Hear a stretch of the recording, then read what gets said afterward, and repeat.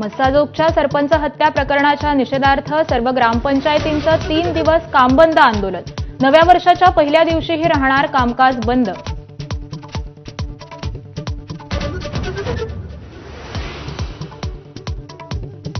सरपंच हत्या प्रकरणात CID action मोडवर, फरार 4 आरोपींची खाती गोठवण्यासंदर्भात 13 बँकांना पत्र, तर वाल्मिक कराडची संबंधित महिलेची आजही चौकशी।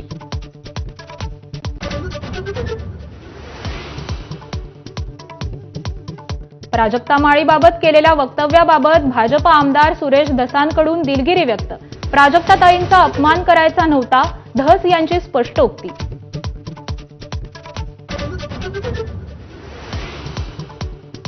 ₹2000च्या नोटा रिझर्व्ह बँक ऑफ इंडियातून बदलणाऱ्या रॅकेटचा नागपुरात भांडाफोड, 4 आरोपींना अटक, ₹2,67,000 जप्त।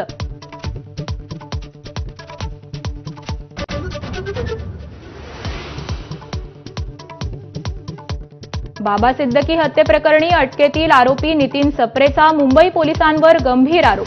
पोलिसांनी जबरदस्तीने जबाब टाकल्याचा कोर्टात दावा।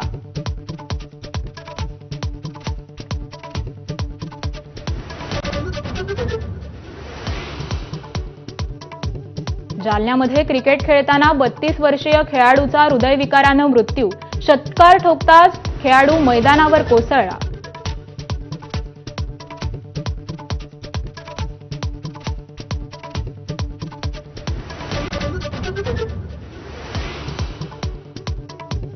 नववर्षाच्या स्वागतासाठी मुंबई सज्ज, रेस्टॉरंट पब पहाटे 5 पर्यंत खुले। लोकलच्या 3ही मार्गांवर विशेष फेऱ्या, बेस्टच्या अतिरिक्त बस आणि शहरभर पोलिसांचा तगडा बंदोबस्त।